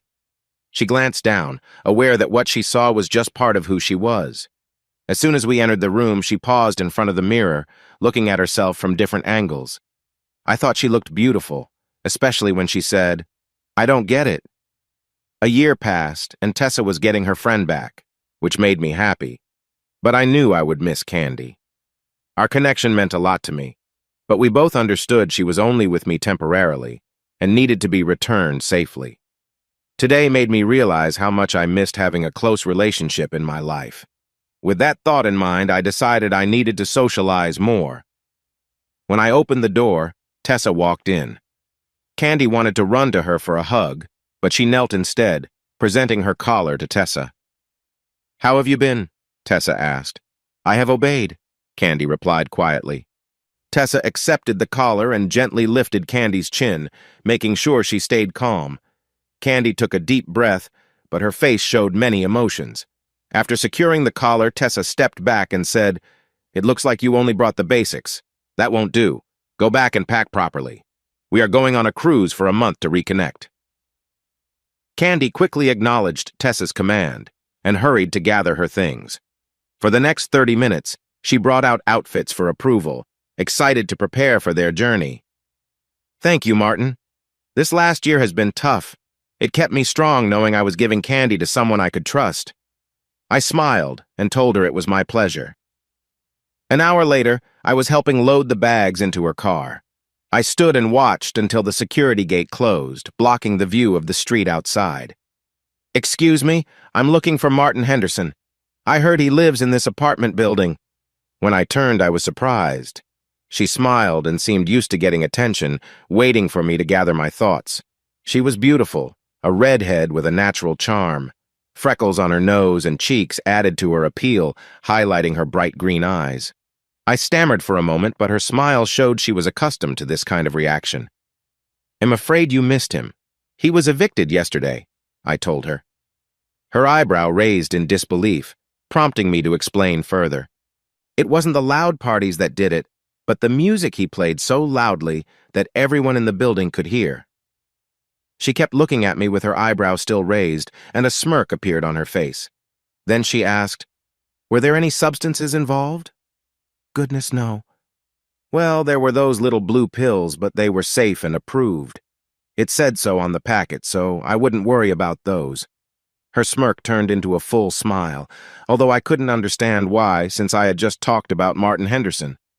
This was going to be interesting, and I could tell she noticed my confused expression. "Since you know those little pills are approved, I can guess you've tried them," she said with a challenge in her eyes. I shrugged and replied, "What can I say? I just wanted everyone to be happy. Plus, I'm not getting younger." "Mm-hmm." She then extended her hand and said, "Susan Corrigan." I reached out to shake her hand, saying, "Garrett Micklethwaite, but just call me Garrett." "Is it because people struggle to say Micklethwaite?" I noticed she was starting to get interesting. Though she looked a bit nervous, it intrigued me further. "Martin, I need to talk to you. Can we go to your apartment, please?" It had been fun so far. "Of course, ma'am." I motioned toward the elevators. She stood still, making me turn to face her again. "It's still Susan, Martin." When we entered the elevator, I went to the far corner and watched her as she pressed the button for my floor. Once we got to my floor, I took the lead since I had the key. I pointed to the couch and focused on making drinks. With my back to her, I asked what she wanted, knowing the choice was water or coffee. It was only after I made my coffee and got some water from the fridge that I noticed she was still standing by the wall. I placed her water on the coffee table, but saw she remained on her feet. I settled onto the couch and observed her. She had all the information, so it was just a matter of waiting for her to speak. After a long pause, I said, "Susan, what's on your mind? How can I help?" She started to walk back and forth, mumbling to herself. I could only catch a few words and they didn't offer much context. Looking closely at her, she didn't seem scared. She just appeared confused. I was frustrated by the lack of progress and said, "Susan, please stop moving around. Just stand still. Would it help if I brought in someone else to chat with us since you seem a bit uneasy being here alone with me?" "No." She paused and took a breath. "Sorry, no. I'm fine." "Well, you certainly don't look fine." What she said next surprised me. "I need you to be honest with me." "What?" She took a deep breath and hurriedly said, "I want you to be direct and truthful. We can only move forward if we're both sincere." I set my coffee cup down, wiped my hands on my pants, and headed for the door, wanting to escape the awkward moment. "I'm sorry, Martin, that came out wrong. Lady, you have no idea." I held the door and stared at her while Susan was on her phone. "It all came out wrong and he's going to throw me out. I couldn't get over the first hurdle. I need help." I was caught off guard by the sudden twist of events. A hand grabbed my wrist, bringing my focus back to my friend. "Please, Martin, let go of the door. We can explain. I wasn't going to leave until I knew she was okay talking to you." I had trouble believing this, but Candy came right up to me, and we shared a meaningful look. I then let go of the door and hugged Candy until the moment passed. She looked at Tessa as she pulled away and said, "Good to know that even dressed, I still have it." Candy then approached Susan and offered her hand. "Come with me, please." Candy took Susan's hand and led her into the bedroom.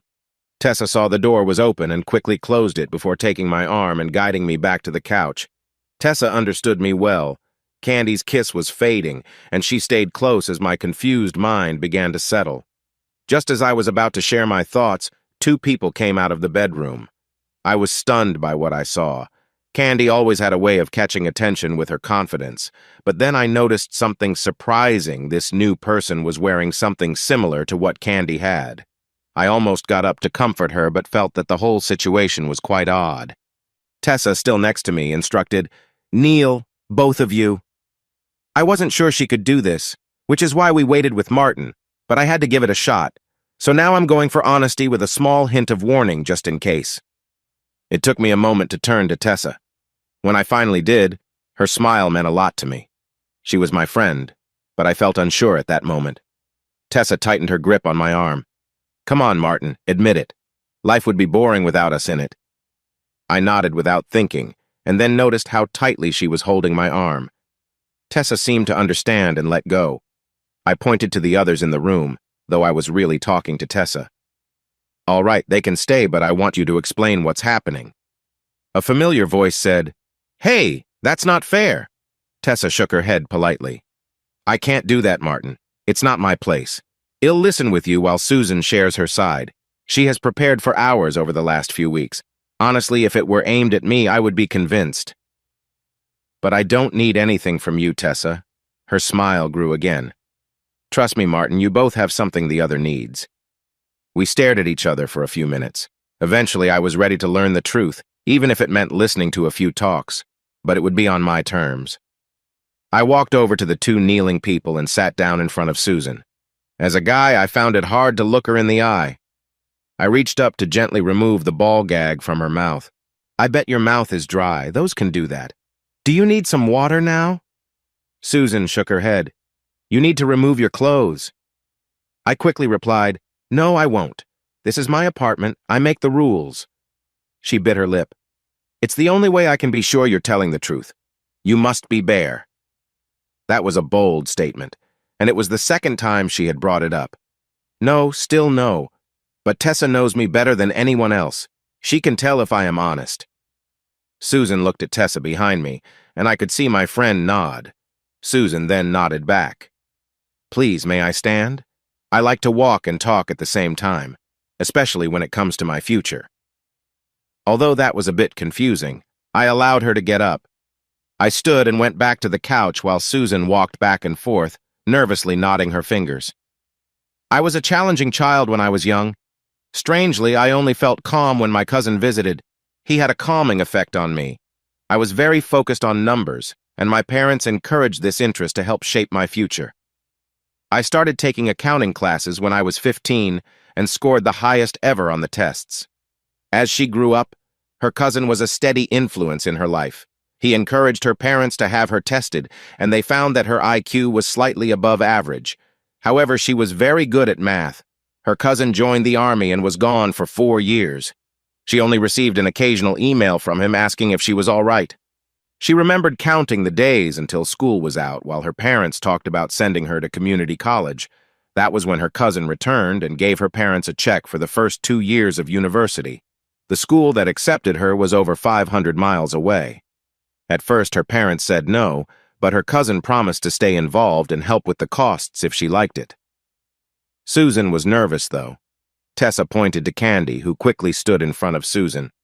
Candy gently held Susan's head, creating a moment of connection between them. Susan moved closer for a hug. When they stepped back, it felt as if Candy had found a true friend. Susan's cheeks turned a soft pink as she quietly said thank you. Candy knelt down again as Susan talked. I didn't have much of a social life. I did what I needed to become part of the sorority, and they helped me too. In return, I taught math classes and helped a few of the senior members. By my second year, my cousin came back and asked what I wanted to study. She smiled as she remembered how she expressed her wish to stay at the university. He understood, then left and returned later. Together with the university staff and the sorority, they planned her future. Her cousin insisted she take a few courses that were not directly related to math.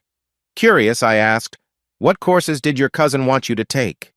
"Starting a small business and safe growth, plus managing cash flow for small businesses."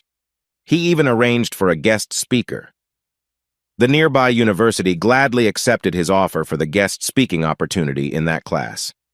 As she completed her last year, she faced the thought of returning home without hearing from her cousin for months. One of the sisters talked to her about a program called The Auction. Susan saw it as a way to thank her cousin and support her family after university. After an interview, they decided to wait until she finished her exams. "You will kneel now," one of them said. Susan quickly knelt beside Candy. I noticed a familiar voice behind me. She was going to be my last participant in the auction. I looked at her on stage and knew I had to help her. She didn't belong there. I gave her a collar, but it was meant to calm her, not to control her. I couldn't help but ask, "So Susan was your participant for your last year as CEO?" A smirk appeared on his face. "Susan, tell Martin about our week." Susan rolled her eyes but replied, "We went shopping, to the theater, and out to dinner sometimes."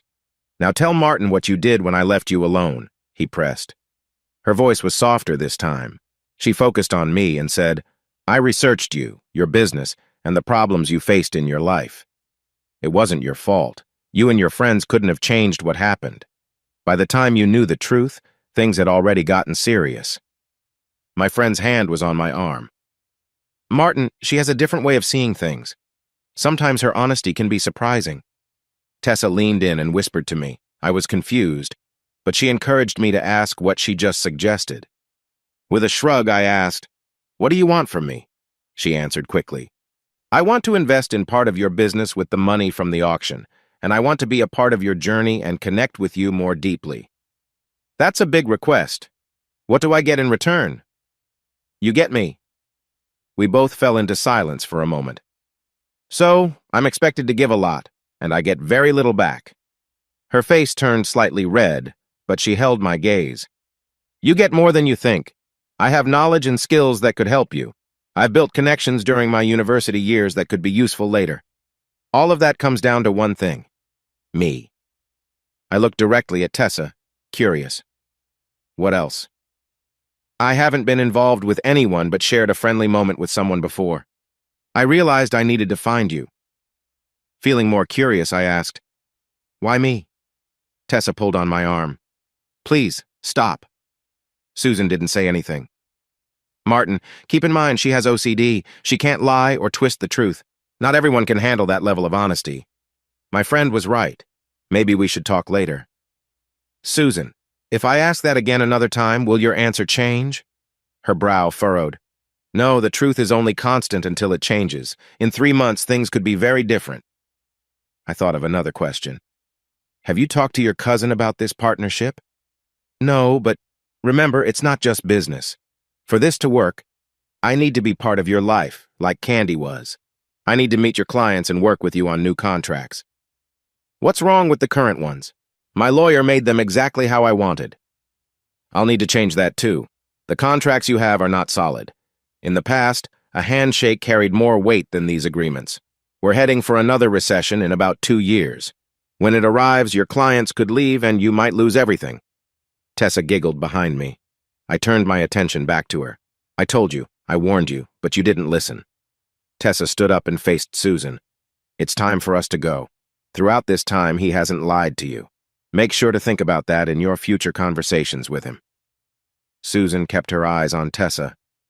I'm new here. He's not. He should be more understanding. Tessa shrugged and pointed to Candy, who hurried back to the bedroom to get ready. Don't forget to email your cousin your new address. Susan nodded. Thank you for your advice. Now that I live here with Martin, can I call you Tessa? Yes, that's fine. Your agreement with me is ended. You and I are now on a first-name basis. You can keep talking to my friend as long as you call her friend. Susan nodded and said, Okay. I will also email my cousin like you suggested. She then looked at me, which showed she remembered I was there. Will I have to wait until bedtime to see him? That's possible, I replied. I know you want to connect with him, but he's a guy and likes his independence. Take your time to get to know him. Talk to him as someone equal. It will be worth it if your sister's comments are true. But he's not really my equal, I have. Susan started to say, but Tessa quickly raised her hand to stop her. If you think that way again, this won't work. He is your equal because what you might be missing he has, and what he doesn't have you do. That is why you two are a good match. Do you understand? Susan thought for a moment, looked at me carefully, then turned back to Tessa. I will say sorry to him after you leave. You are right. At that moment, Candy walked out of my bedroom.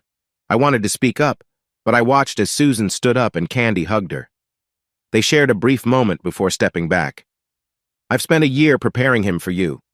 He is caring and will understand how you feel. Your other clothes will arrive at 10 in the morning. Enjoy your time with him. He respects boundaries, and you won't have to worry about certain things while living with him. Susan's face turned pale and her lip quivered. But what if I need something to feel better? To my surprise, Candy gently touched Susan's lips with her finger. He's a guy, but that doesn't mean he won't notice if you need support. He will do what he can to help you. It's not in his nature to hurt you. If he sees you need something, he will respond. When Susan nodded, Candy said goodbye and came over to express her gratitude to me warmly. For a moment, we both stared at the closed door. Out of the corner of my eye, I noticed Susan walking toward me. She knelt down in front of me and took my hand gently. She spoke only when I was fully focused. I'm kneeling before you because I want you to see me as I am. I'm not beneath you anymore. I am your equal. When I found you in the Mistress's private papers, I felt we were meant to be. Susan shared that she had read every letter I sent to Tessa, both in the mail and online. Tessa had been my friend and support since she knew everything that had happened, from the start to my divorce, so I was always open with her. Susan had read everything and felt a connection. I have waited a long time for a relationship. I guess we can take our time and show we are right for each other. Can we have something light to eat and then spend some time together? I need comfort and connection. She gestured playfully, showing her wish to be close. When I looked into her eyes, I felt drawn to her. There were so many things I didn't know about her, but my interest in her was strong. She seemed vulnerable, yet strong at the same time. Her eyes held a deeper story, and she had a confidence that was captivating. Tessa had introduced me to Susan in an unusual way, and I wondered if I was on the right path or if something important was waiting to be revealed. Susan smiled and said, You see me. I know you can see even if few can. My cousin was the first. There were a few sorority sisters who could help me, and I appreciated that. Remember, You are still getting to know me. I know you because of Tessa, so I have almost a year of experience ahead of you. The more you reach out to me and treat me like a friend, the more we will bond, and you will catch up quickly. Suddenly, she squeezed my hand to get my attention again. Please, at least let me see you without your shirt. She rolled her eyes playfully, which made me smile. We can wait for everything else, but I've been waiting almost a year for this. Using my free hand, I undid a couple of buttons on my shirt. Then, still holding her hand, I guided it to my chest. When she felt what was there, her smile lit up the whole room.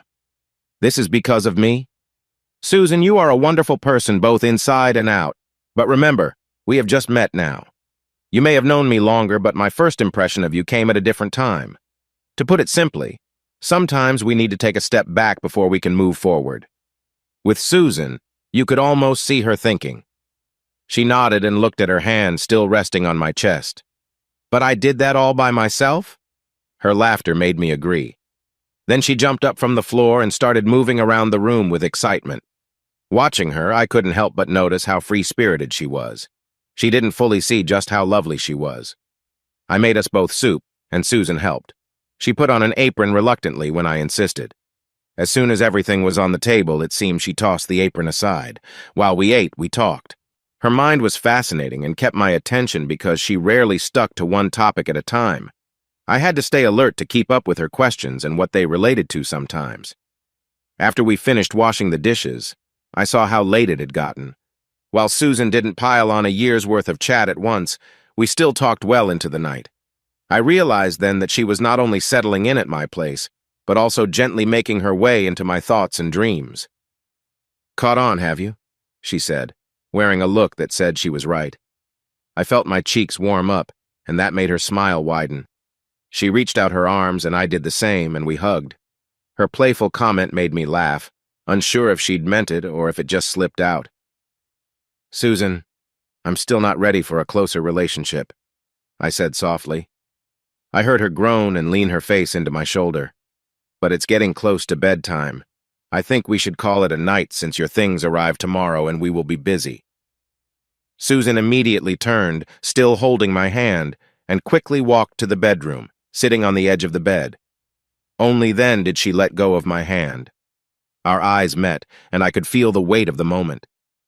Yet you don't want a deeper connection with me? I sat beside her on the bed, gently holding her hand. How long did it take you to decide I would be the one for you? I think it took her a moment to find the answer. Her mind was like a filing cabinet. It was interesting to see her expressions as she thought about it. I had been Tessa's assistant for 3 months when she had to leave for an emergency meeting. To keep me busy, she asked me to organize her home office. While sorting through the papers, I found an email she had printed from you. I started reading it to decide where it should go. Tessa looked at me as she explained that she needed to sit down to finish it. It's clear you cared for Catherine a lot. That was obvious even from the email. It seems you're still feeling that loss, she said softly, squeezing my hand a bit. I did something I shouldn't have. I'm not sorry for it because now I'm here with you. Tessa's office didn't have a password on her computer, so Susan began looking into my background. She became so interested that she didn't notice Tessa standing at the doorway, watching her. Susan felt embarrassed when Tessa confronted her. She joked that she had to sit on a cushion for days after going through Tessa's personal papers, which made her curious about me. Susan couldn't stop asking Tessa questions after that. To finally get some peace, Tessa invited Susan to sit on the couch and told her she could ask anything she wanted for an hour, after which Tessa wouldn't answer anymore. That hour turned into the entire evening, filled with discussions about Tessa's past and me. I felt amazed as I watched Susan talk with Tessa. How long have you been in my apartment? Tessa asked. 6 hours and 20 minutes, Susan replied. Exactly how long I have had to adjust to this situation. Every time one chapter ends in my life, another begins, Tessa said, her eyes sparkling. I noticed how engaged Susan was, and I felt drawn to her warmth. I would love that, Susan said quietly, and I couldn't help but smile. You are quite the challenge, I laughed lightly. Okay, let's lay down some ground rules. No, Susan interrupted, surprising me. This was the first time I heard her voice rise with such firmness. She took a breath and explained, am sorry, but I've spent a year following rules and restrictions. I am no longer defined by that. If I give you my true self, I can't follow rules. Please understand. In that moment, two things hit me. First, I realized how remarkable Susan truly is, and I knew it would take time to fully understand her. The second realization took a bit longer. I just wanted to hold her close. I reached out, and she watched as her eyes brightened and a smile spread across her face. As I moved closer, she hugged me back. I whispered so she could hear me. I need you to understand. I don't do control. You won't ever be tied to me unless you feel you need support like earlier this evening. If we go ahead with this, and I want to stress the word if, we will do it as equals. We might have some bumps along the way, but if you want this relationship, I'm all in. Susan held me tightly for a moment, not saying anything. Then suddenly she started to cry. I wanted to gently pull away to ask her what was wrong, but her grip made it hard to move. I took a deep breath and let her be, while she soaked my shoulder with her tears. Getting her into bed was tricky, but once her head hit the pillow, all the feelings from the day caught up with her. She looked even more beautiful as she slept. When she woke up about an hour later, she saw me watching her. You watched Catherine while she slept, and now you're doing it to me. I won't ask you to stop because it makes my heart race a bit faster, she said. I could see the feelings in her eyes. I would spend my life getting to know her. Please sleep now. We have a big day tomorrow. Over the next 2 days, we sorted through clothes. I carried boxes into different rooms while Susan unloaded them. Between the boxes, I managed to get some other work done. Susan stayed comfortable in her clothes, which I didn't mind. It amazed me how every conversation with her was filled with her playful spirit. She was a remarkable woman, and I found it hard not to notice her confidence. Whenever boxes needed to be moved, she dove right into the task. She found me in my home office when she was finished. She brought me coffee and a bottle of water for herself. Thank you, I said as I pointed to another computer beside mine. I have that ready for you to use for now. We will need to move this office around later to make more space. I guessed we wouldn't stay in this apartment for much longer than 18 months before needing a bigger one. The office would move to a proper building because of the increased workload. Remembering something she had said the day before, I asked, "You mentioned a recession in 2 years, yet you're planning to expand?" "Yes, we will, while others will hold back to get through it." I thought about letting that comment pass for now and would come back to it later. If she was right, their growth would come at a cost to those who didn't make it through. I wasn't fully comfortable with the idea of taking on the extra work from those who had to shut down, but I needed to understand more about it later. I got a call from Mr. Phillips at Havard's Clothing. They want us at their office on Monday. This will be a good start for you. Go through the files and what I've done for them, and feel free to look into the company. We can discuss it over dinner. She nodded and sat across from me. I heard her typing for a bit. Then there was silence. I sensed that Susan was unusually quiet. When I glanced over, her mouth was slightly open, and her eyes were wide with surprise. She didn't move her gaze from the screen, and after a few seconds, her head tilted to the side, trying to see better. "What are you looking at?" I asked. "I was checking the computer's history before starting my own research, as you suggested. I guess that person had access to this computer before?" Once I got over my surprise, I was unsure whether to laugh or explain. Susan kept staring at the screen until she finally spoke again. "What are you looking at?" "It's a book about relationships," I replied. "Is that even suitable?" she asked, pointing at the screen. I couldn't help but laugh at the moment. I realized I couldn't focus on anything else after that. I reached for her hand, and we left the office together, though Susan still seemed lost in thought. When we ended up back in the bedroom, she looked a bit confused. With a furrowed brow, she asked, "Why are we?" "Oh." A mix of curiosity and concern filled her eyes, and her voice softened. "Are we going to be close now?" "No." Her face fell with disappointment. "I want to build a connection with the woman who is trying to open up to my heart. I want to share my feelings with someone who has shown me so much already." She looked at me, her expression serious. "I can't hide anything from you." I playfully nudged her and reminded her to stay quiet while I tried to charm her. Then I gently lifted her into my arms and set her on the bed, joining her for a playful bounce. I carefully adjusted her legs. Susan smiled at me, and I couldn't help but admire her. "Martin, stop." I paused, and our eyes met. I could see the questions in my expression. Although her fingers relaxed, she stayed where she was. "I'm not very experienced." When Tessa found out, she pulled away, saying she wasn't the right person for me.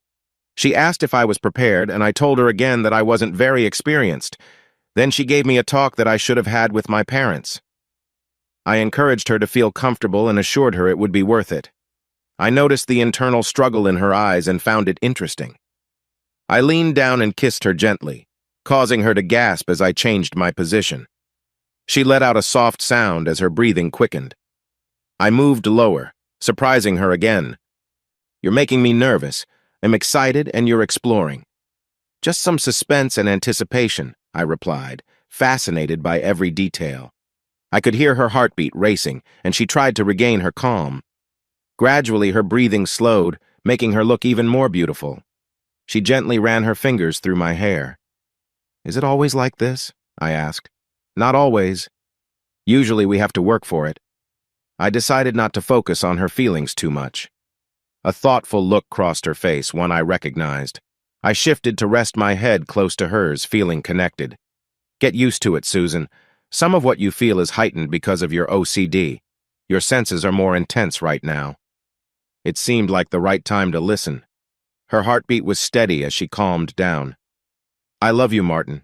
I know this, and it's important for you to know too." I moved back slightly, feeling both reluctant and warm. She made a happy sound as I shifted my attention. I held her upper arms gently. Susan paused and looked at me. "Take your time. Ease into it and listen to your body as you go." This time I couldn't hide my smile, especially when I said, "And don't forget to let go when you feel ready." There was no rush for what she chose to do next. Susan took her time to explore at her own pace. She gently lowered herself, moving slowly and taking her time. She paused for a moment, unsure before continuing. I just lay there watching her, wanting her to enjoy the moment without any interruptions. To distract myself, I began reciting the names of all the presidents in order, and then backward. Just as I was going to talk about the games that my football team won last year, she paused again. I remained still, fixated on her, as she took in the moment with joy in her eyes.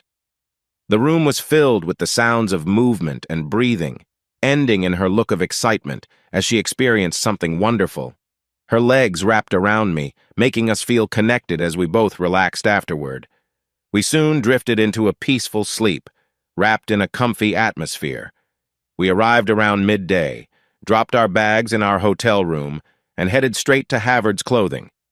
The receptionist led us to the conference room. Frank Phillips was the first to greet Susan with a handshake. I felt a bit left out as Frank talked to Susan for several minutes, much to the amusement of his friends. It was interesting to observe their chat while I listened to the advertising team discuss plans with me. I decided to sit at the end of the conference table with the advertising group, letting Susan keep talking to Frank. About an hour into the meeting, I looked up and saw Brandon Taylor from Harvard's legal team had joined their group. She was putting some papers back into her case and closing it. My thoughts drifted for a moment, and I smiled to myself. Caroline Fenton had been a corporate lawyer for Denham, Boscombe, and Keene for almost 3 years when I first stepped into her office. We had a brief chat, and I showed her my usual contract. She raised her eyebrows as she read it, then looked closely at me before reading it again. She placed it on her desk, leaned back in her chair, and smiled. "Well, Mr. Henderson, I have a bridge in Brooklyn that's for sale if you're interested." I felt my cheeks heat up. "That bad, huh? Let's just say you might want to thank the person who sent you to me." All I could do was shrug. I seemed to be doing that every day since she came into my life and made important demands on my business. It took a moment for Caroline to recover from what I thought was a joke. Then she laughed, and I mean really laughed. I wondered if anyone had the bravery to tell Caroline Fenton that she had the most unforgettable laugh. Caroline then pointed to the contract on her desk.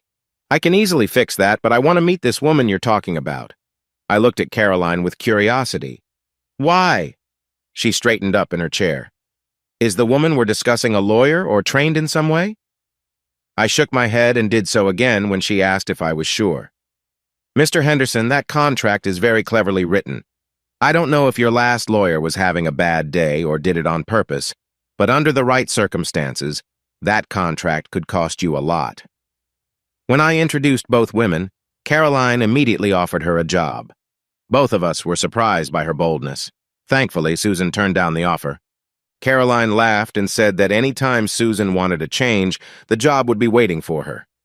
We call Caroline from time to time, and she comes over for dinner. She even brought the contract once for Susan, and I teasingly threatened not to invite her over again. Her contagious laughter kept us both smiling all evening. I noticed Susan sitting next to me a few minutes later, smiling. Frank and Brandon had left, so I returned her smile and tried to focus on my work again. But Susan softly reminded me that it was nearly 4:30, and it was time to let everyone go home. I saw the happy faces of the people at the table. The security team called us a cab, and we held hands in the back seat all the way to the hotel.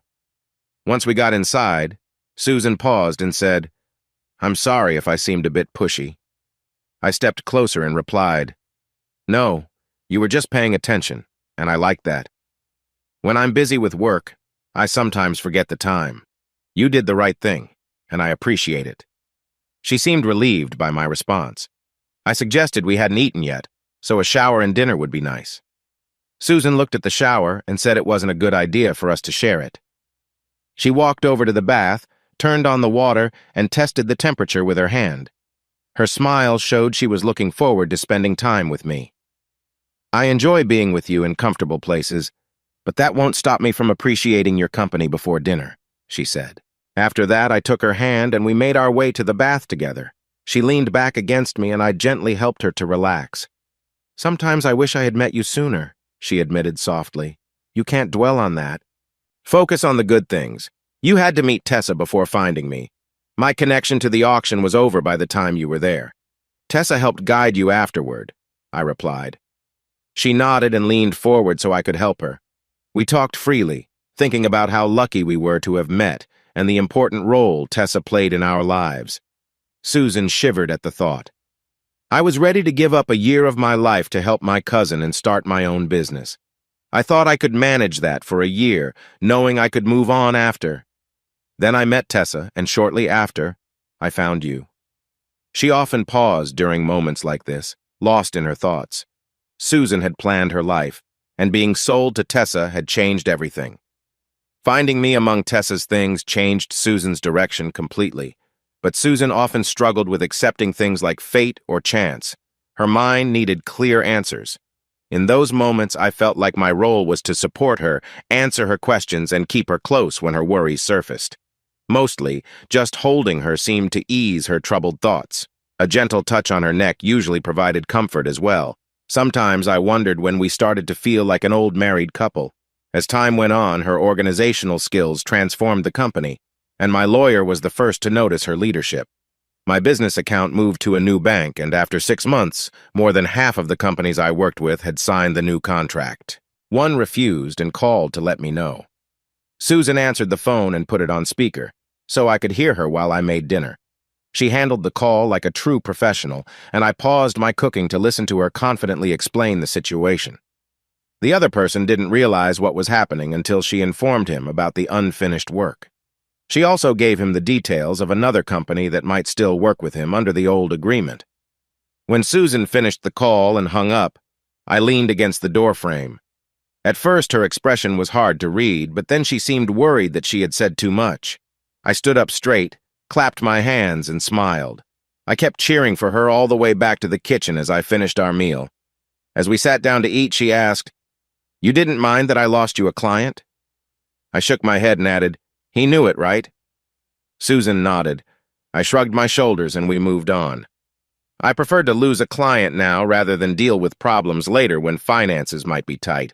I value honesty in my business, and I want to see it in return. If I don't get it, then it makes sense that my new partner's company might take action. I was back in the kitchen when I heard Susan's surprised shout. We bumped into each other in the hallway. I held her for a moment, trying to figure out what had surprised her. However, she gently pushed me away, her charming smile still on her face. "Hes coming," he accepted. "He will be here in 3 days." My face must have looked confused because I didn't quite get what she meant. Susan playfully rolled her eyes and hugged me briefly. My cousin. I invited him to dinner. Him and his family, of course. She mentioned that Bernadette was taking their 2 girls to visit her mother for her birthday, so it would just be him. I think I nodded, even though I was still trying to understand. I remembered us talking about inviting her cousin, but I didn't realize she had actually made plans. I decided to go along with it. After all, I was finally going to meet the cousin, the only guy she trusts besides me. In the 3 days before the dinner, our apartment received a thorough cleaning. I wanted to hire a cleaning crew, but Susan was on top of everything. I was grateful we didn't have pets. They would have run away from the chaos. On the day of dinner, I wasn't even allowed outside the apartment, just in case I brought in dirt on my shoes. Susan laid out my clothes, and I couldn't touch them until an hour before her cousin was due to arrive. This was fine since we both spent the day feeling relaxed. I found her to be an amazing person, and being with her made me very happy. I had come to love her. Her quirky ways kept things exciting, and every day with her was different. I could never call it boring since she came into my life and brought it back to life. She knew she held a special spot in my heart, and when I shared my feelings, it really touched her. I sat beside her, offering comfort and support during that emotional moment. We had been together for almost 7 months when I said, "I love you." Susan's eyes widened in surprise, and she seemed at a loss for words. Luckily, I was paying close attention and could support her as she processed what I had just said. She asked me to say it again, so I did. "Why do you feel this way?" I could see she wanted some answers. I knelt down to speak with her, not even realizing I was on one knee. She noticed but waited patiently for my reply. I thought carefully and decided to keep it simple. "Because you're the last thought I have at night and the first in the morning. I never want that to change." I sat beside her with a new box of tissues ready. After using the tissues up, she got off the couch and knelt in front of me, holding out her hands, and I placed mine in hers. She looked concerned, which worried me since this was all new.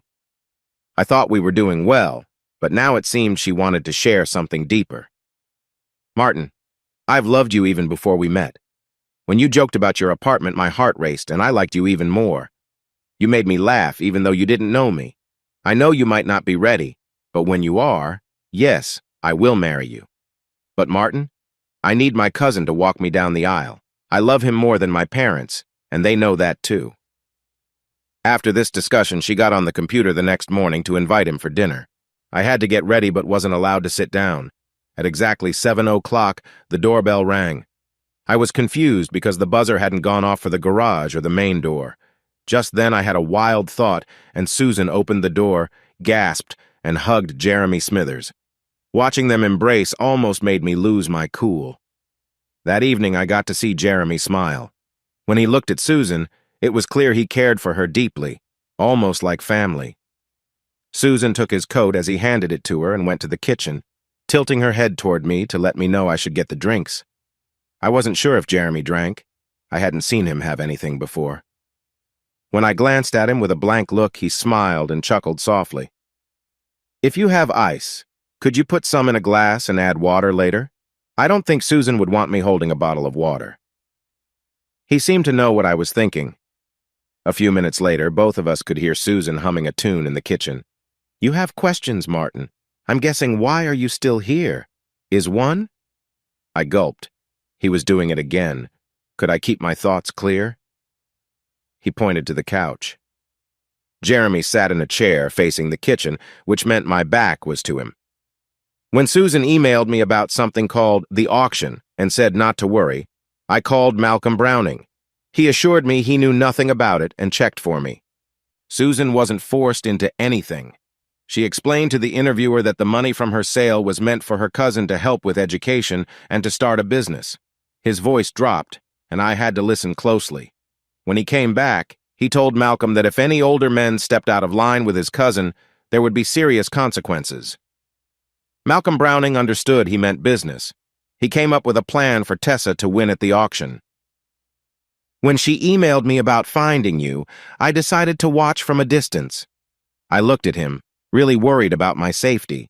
but something felt strange and I was too anxious to think clearly. Jeremy smiled, took a sip of his water, and said, "You have done more for Susan than I ever did growing up with her. She's changed so much since then. Thank you, Martin." "What are you thanking him for?" Her voice made us both turn to her. I have to say, Jeremy Smithers knows how to deal with surprise moments. "I was thanking him for inviting me tonight and was going to invite you too. Bernadette and the girls haven't seen you in ages and were sad that your visit happened while she was away." In just 2 steps, Susan crossed the room and sat on my lap on the third. I noticed Jeremy's reaction. His jaw tightened, but he quickly got a grip on himself. I pushed aside a thought that I wasn't sure how he would handle a tense moment. Watching Jeremy that night, I realized that Susan had probably been very protected as a girl in their neighborhood. One thing I took from that evening was their interaction. I saw a side of Jeremy Smithers that few people ever get to see. He observed the connection between Susan and me, and I felt he had his own thoughts about it. Jeremy had a special role in our lives. He had been in the background through our journeys, seeing us grow. Our past challenges shaped us and helped Susan and me build our bond. When I shook Jeremy's hand at the door that evening, I gained new respect for him. He still made me uneasy, but I realized that any issue would be settled swiftly if I ever upset him. For Susan and me, it was back to our routine. We both headed to Atlanta 2 days after dinner with Jeremy Smithers, and I couldn't help but smile at how happy Susan looked. She had a side that she kept hidden from others, and knowing her cousin and childhood friend approved of her meant a lot to her. As the plane took off and turned over our city, my hand was in hers, and I was just grateful that we found each other. I care for her deeply, and she knows it. She had already talked about wanting a small wedding. As I closed my eyes, feeling her next to me, we snuggled together, happy, content,